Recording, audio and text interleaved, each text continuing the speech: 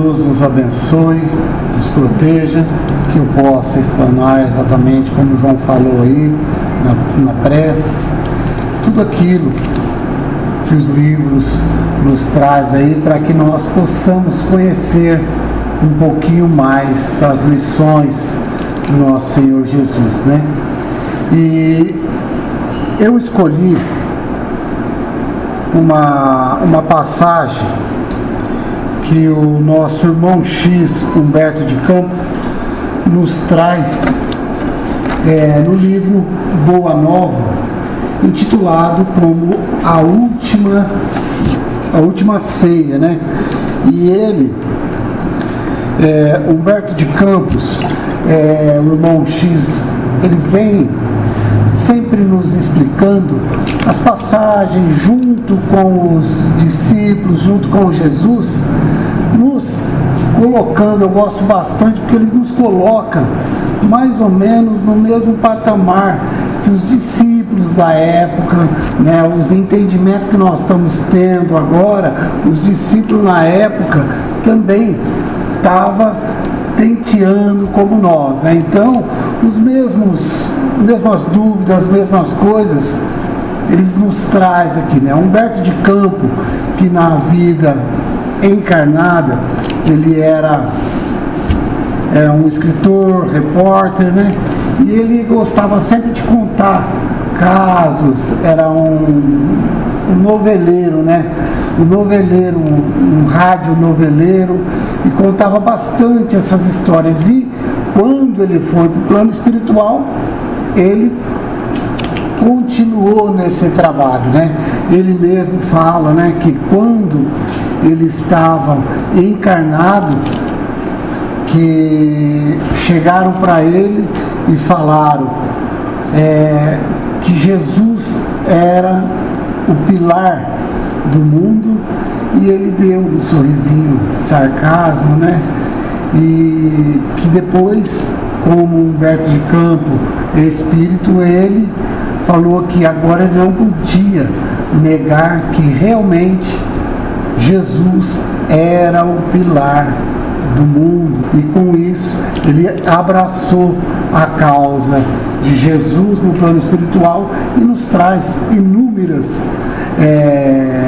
contos aqui, fatos que Jesus passou com os discípulos, e que nós possamos basear em tudo isso, em todas as dúvidas dos discípulos, para que nos esclareça também. E na última ceia, Humberto de Campos começa a narrar que no primeiro dia da festa de Páscoa, Jesus, com costumeiros costumes ali de cortar o pão, de repartir o pão, que ele fez com a mesma ternura.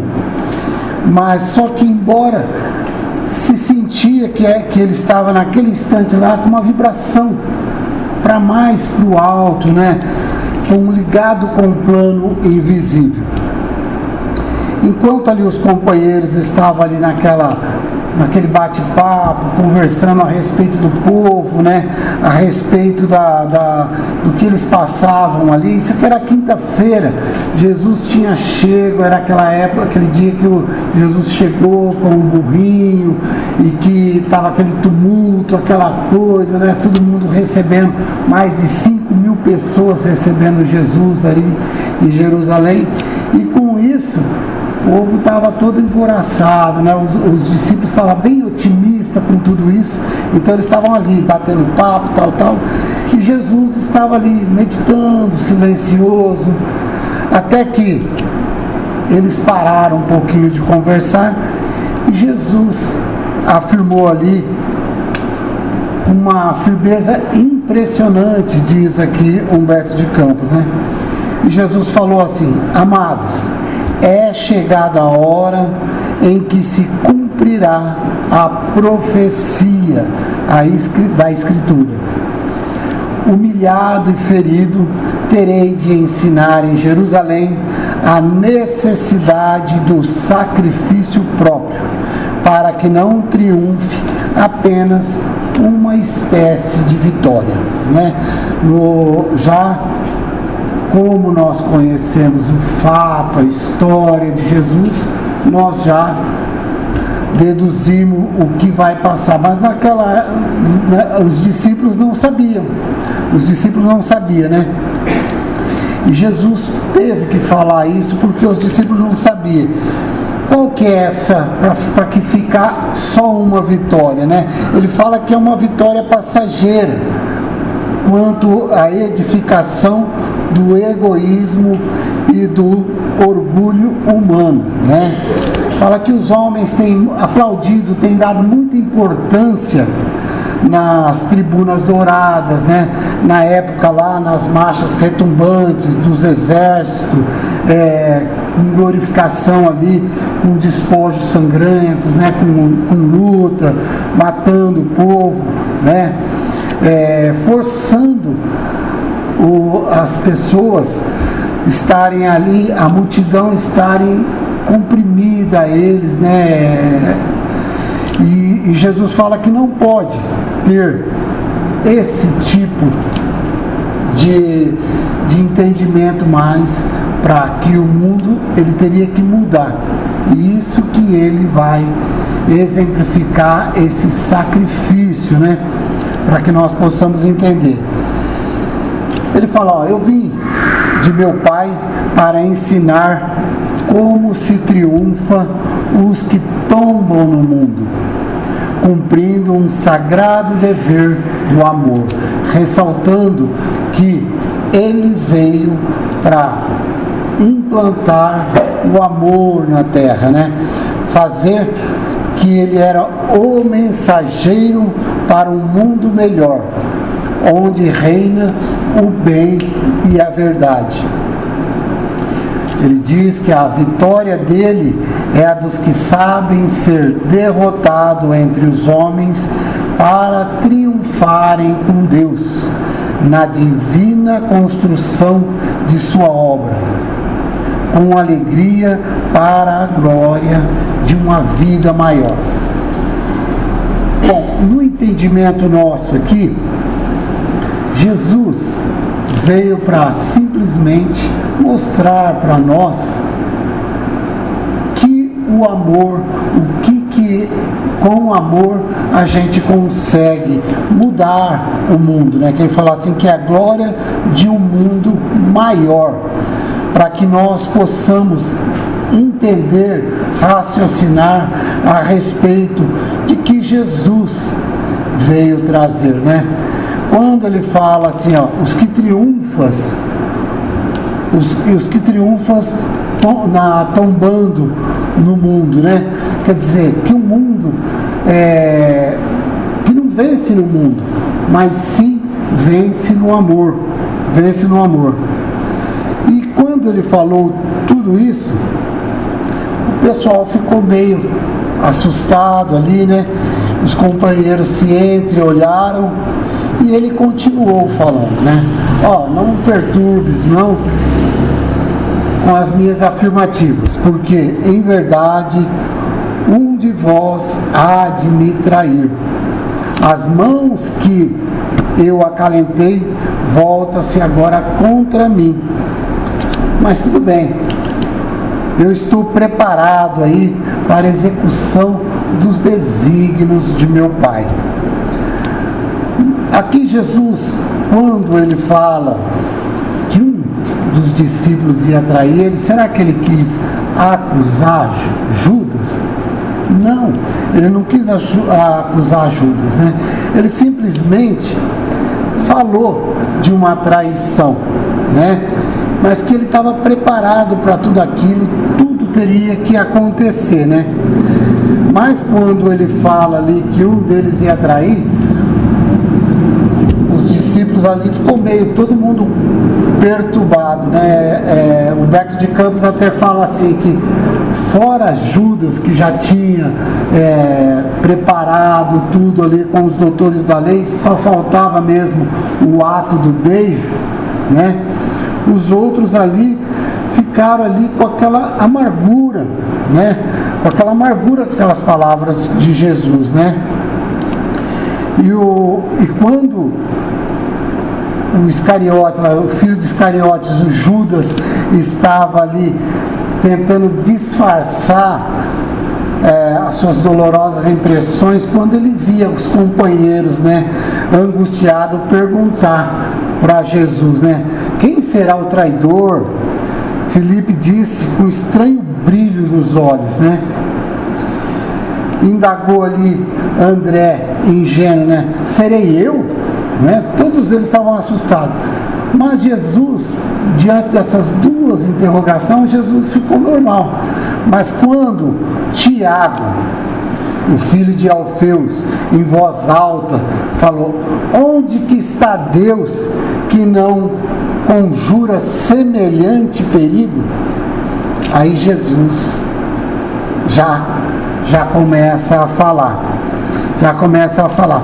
Por quê, né? Enquanto ele estava em dúvida quem queria trair, não fez problema nenhum. Mas quando Tiago indagou onde é que estava Deus, já nos trazendo uma lição aqui para tudo que nos acontece na vida, nós nunca devemos duvidar da perfeição de Deus. Nunca devemos duvidar dos desígnios de Deus. Olha as palavras de Jesus: Tiago, faze calar a tua voz de pouca confiança na sabedoria que nos rege o destino. Tipo assim, né? Deus rege todo mundo. O que você está falando, né? Aquiete aí o teu pensamento. Isso, será que serve para nós nos dias de hoje? Quantas e quantas vezes nós blasfemando, achando que a coisa está errada. Isso não podia acontecer. Deus não está olhando isso aí. Deus não está vendo esses negócios que está acontecendo, né? E aqui nessa Santa Ceia, né, na última ceia, aconteceu isso, para nos esclarecer, porque nada acontece por acaso, né? E Jesus continuou: uma das maiores virtudes do discípulo do Evangelho é de estar sempre pronto ao chamado da providência divina. Não importa aonde e como seja o testemunho de sua fé. O essencial é revelarmos a nossa condição de servo de Deus, para bem lhe atender aos chamados, nas horas de tranquilidades e de sofrimento, nos trazendo aí uma reflexão que quando nos chega a aprovação, quando está bem, quando está mal, devemos servir a Deus, não esquecer que somos servo de Deus, né? Conhecedor do Evangelho, né? Então, e falando isso, Jesus se aquietou, ficou ali um pouquinho quieto, mas João aproveitou que Jesus tinha ficado quieto ali, veio e interviu ali, né, perguntando a Jesus: Senhor, eu compreendo tudo isso aí que o Senhor está falando, eu rogo até o Pai a necessária fortaleza de ânimo, mas vem cá, né, tipo assim nas palavras de hoje, mas vem cá, por que motivo tem que ser um dos nossos aqui, um dos discípulos, né? Por que causa, né? O Senhor já me ensinou a nós a respeito aí do escândalo. Para sanar um escândalo, outro escândalo seria necessário. Mas contudo eu não posso entender a razão disso aí, de um traidor do nosso próprio colégio de edificação de amizade.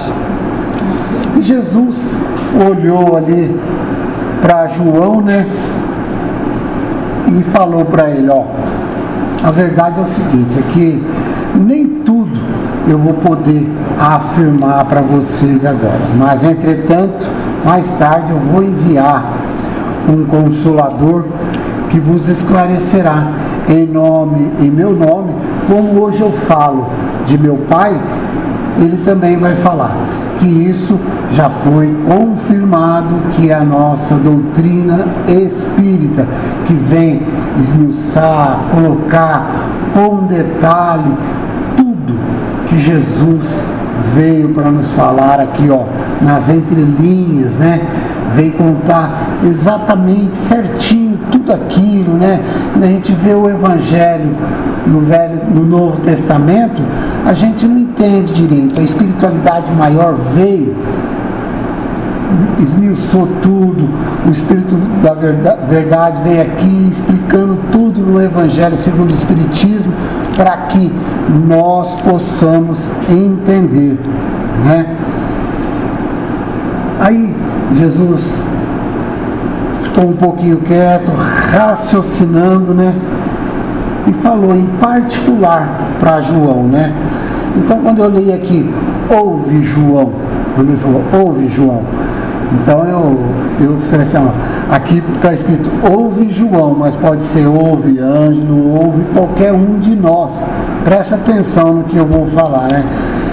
Ele falou, ó, os desígnios de Deus, reforça novamente a sabedoria, onde que Deus está, para que nós ficamos cientes exatamente o que é Deus, né?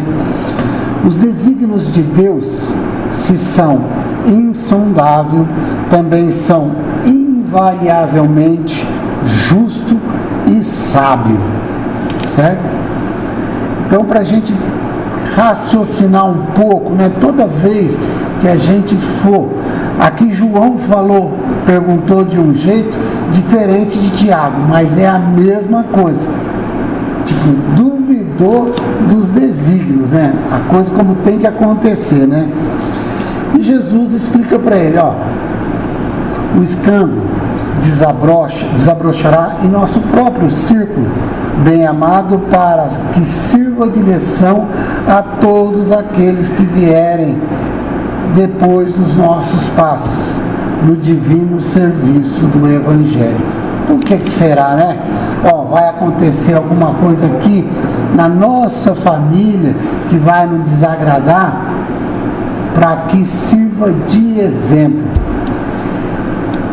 Ele falou, ó, eles compreenderão como que é para atingir a porta estreita da renúncia redentora. Hão de encontrar muitas vezes nos nossos próprios lares, nas nossas próprias famílias, o que? O abandono, a ingratidão e o desentendimento entre os seres mais queridos. Porque é isso, a compreensão disso, o amor nisso, que nós vamos revelar aí e confirmar aí o caminho para Deus. Por mais espinhoso, por mais sombrio que ele seja. Então, Jesus já nos fala aqui a respeito disso, né? Quem que mais magoa a gente, quem mais nos aborrece, se não for no nosso próprio círculo, nas nossas próprias amizades, nos nossos trabalhos. São pessoas próximas de a gente que acabam magoando a gente, né? Falhando com a gente. Então, para que nós entendamos isso que Jesus veio nos trazer, este amor ao próximo, né? Amor ao próximo. Amar ao próximo como a ti mesmo. As primeiras palavras que Jesus falou, né? Aí depois ele fala para Pedro novamente: amar o próximo como eu amei-vos, como eu amei vocês, intensificando mais esse amor, né? Porque se eu amar o meu próximo como a mim mesmo, eu vou amar meu próximo como a ele mesmo, como a mim. Só que eu sou cheio de defeito. Às vezes eu me identifico com o defeito do meu próximo, né? Tem muita gente que fala assim, olha, Meu sobrinho, a minha sobrinha puxou a mim, eu vejo ela a mim. Então, quer dizer, tudo que eu tenho de defeito me simpatiza no outro. E Jesus vem intensificar este amor em que sentido, né? Ele teve um amor correto, um amor certo, amava os inimigos, amava aquele que não compreendia ele, certo? Mesmo os discípulos ali, até então, é a última ceia que nós estamos lendo aqui, é a última ceia, e os discípulos não compreendiam ainda esse amor, essa passagem que Jesus falou, né? E aí, Jesus, depois que falou isso para João, ele pegou ali um pedaço de pão, partiu e falou: comei, este é meu corpo. E em seguida ele pega ali uma pequena bilha de vinho e fala: bebei, este é o meu sangue dentro do Novo Testamento, a confirmar as verdades de Deus. Eu nunca tinha entendido essa passagem, né, a respeito de pão, de vinho, beber, comer. E aqui, os discípulos se entreolharam ali, né, como recomendou para comer e para beber, fica fácil, né? Não entendeu muito bem, mas daí o pão, daí tomou. Mas Pedro já era assim mais arredio e mais curioso, né? E Simão Pedro olha para ele e fala assim: ó, Senhor, o que quer dizer esse símbolo aí?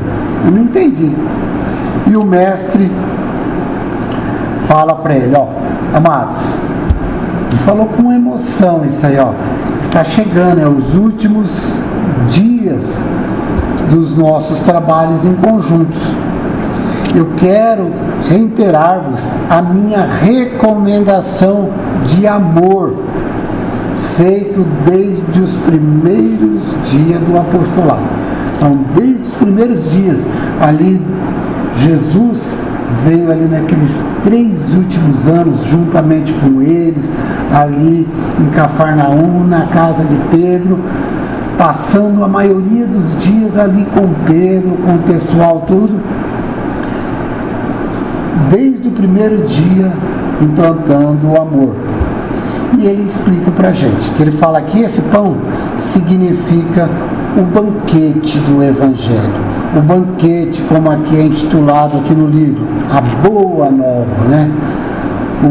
A boa notícia. Então, desde aquele primeiro dia. E ele fala que o vinho é o sinal do Espírito renovador dos nossos ensinamentos. É a comunhão com Deus, no idealismo do amor, que ele fala que é um idealismo do amor que nós, conhecedor do Evangelho, que bebemos aí a boa nova, que entendemos um pouco de Deus, das leis divinas, que nós teremos que cumprir aí esse idealismo do amor até, ele fala aqui, ó, no mundo até o último dia, né? Para que nós trabalhamos em prol do amor até o último dia. Todos os que têm compartilhado conosco através do tempo desse pão eterno e desse vinho sagrado da alma terão um espírito fecundado pela luz gloriosa do reino de Deus, que representa o objetivo santo de nossos destinos, né? A partir do momento aqui que ele fala em termos de fecundar, né? Fecundando pela luz gloriosa do reino de Deus, que isso possa realmente nascer esse amor em nós e que nós possamos compreender esse grande amor de Jesus aqui para conosco, né? E para que nós passamos para todos aqueles que convivem conosco. Aí ele acaba passando aqui um momento aqui que ele fala a respeito da espiritualidade, dos desencarnados, que está ali em outra dimensão, que ele fala aqui que imenso é o trabalho de redenção, mesmo porque tem outras ovelhas que não são desse aprisco, mas o reino que nos espera com a eternidade luminosa, né? E Jesus, quando acabou de falar isso aí, então os discípulos começou a divagar, né? Porque Jesus falou, ó, nós temos a eternidade, o reino de Deus, eu vim aqui para implantar o reino de Deus. Como ele está falando aqui, que é os últimos dias que ele tinha ali, os discípulos começaram a pensar que estava próximo o negócio ali para acontecer, né? Então, eles começaram a ficar conversando um com o outro. Então, quando Jesus se entretinha ali conversando em particular com João, os discípulos começaram a ver ali, né? E a palavra ali, maior de todos, estava ali na boca de todo mundo, né? Filipe ali afirmava ali com Simão Pedro que depois do triunfo eles tinham que entrar em Nazaré para convencer, para afirmar ali aos doutores e aos ricos da cidade a superioridade espiritual. Falava, ele via ali a Tomé que devia ali se dirigir ali ao templo e confirmar todos os poderes que eles tinham, né? Tadeu falou que o que ele tinha que fazer era entrar ali no templo e enfiar goela abaixo as lições de Jesus. E o mestre parou de conversar com João ali na hora, né? E prestando atenção, né? Então a palavra maior de todos ali soava intensamente aos que ouviam, né? Parecia ali que aquele colégio ali estava à véspera de uma divisão de conquistas materiais. E Jesus começou a olhar um entristecimento e piedade daquele pessoal, né, daqueles discípulos. Porque, olha, eu fico imaginando que Jesus implantou essa semente, ele não tinha a intenção de que nem nós, né? Falei agora, vê se você faz logo. Não, Jesus sabia que ele estava implantando o amor e ele não tem a pressa, né? Ele dá todo o tempo para nós, para que nós possamos ter esse conhecimento do amor, né? Mas ele ficou uma tristeza ali, porque os discípulos conviveu ali com ele, esse amor que ele via passando ali, mas ele viu que ainda não estava do jeito dele, né? Aí ele viu que não adiantava palavras naquele momento. E o que ele fez? Ele tirou a singela túnica dele e amarrou uma toalha como em volta do rim, como a moda dos escravos antigos a serviço dos seus senhores. E como se fosse indispensável palavras, era a hora de exemplificação.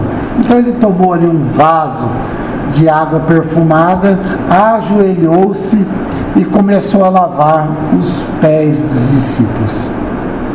E antes havia protestos em geral, e ele falou ali fez aquele morredouro ensinamento, né? Ele olhou para os discípulos, né?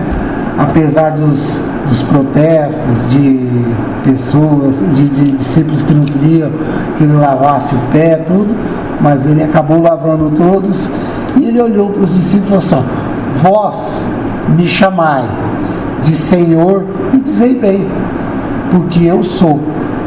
Eu Senhor e Mestre, vos lavo os pés, deveis igualmente lavar os pés um dos outros no caminho da vida, porque no reino do bem e da verdade, o maior será sempre aquele que se fez sinceramente menor de todos. Nos dando aí o último ensinamento, né, da lição aqui, nos trazendo aí que a gente tem que, primeiro, exemplificar, né? Que ele viu aqui que não adiantava falar nada perante aquilo ali que estava se passando. Ele simplesmente exemplificou a humildade. E essa humildade que ele fez aqui, ele levou até os fins do último dia dele lá na crucificação, né? Tanto é que Humberto de Campos mesmo neste livro, quando Pedro traiu Jesus pela última vez, Humberto de Campos fala que ele estava encarcerado num quartinho assim, que ele negou, ele pegou, olhou, ele cruzou a vista de Jesus, e o Humberto de Campos fala que naquela hora, depois de Pedro negar 3 vezes ele, Pedro viu que Jesus, nos olhos de Jesus, que não tinha diminuído em nada o amor de Jesus por Pedro. Não tinha diminuído em nada, que o mesmo olhar que ele tinha por Pedro, ele olhou um amor. E é esse amor que Jesus passou para a gente nessa lição. O amor das pessoas que a gente mais gosta, às vezes vai contrariar a gente, mas que isso não possa diminuir o nosso amor para com eles. E não estou falando, logicamente que nós temos que começar no nosso círculo, mas isso vai ter que abrir. E se nós não temos condições, às vezes, de perdoar um ente querido, uma pessoa que está próximo da gente, que dirá alguém de fora, né? Que nem o Evangelho fala, né? Amai vossos inimigos. Nós temos que chegar nesse patamar. Então é esse a lição que Humberto de Campos preparou para nós e que eu vim explanar para vocês. Obrigado e que Jesus nos abençoe.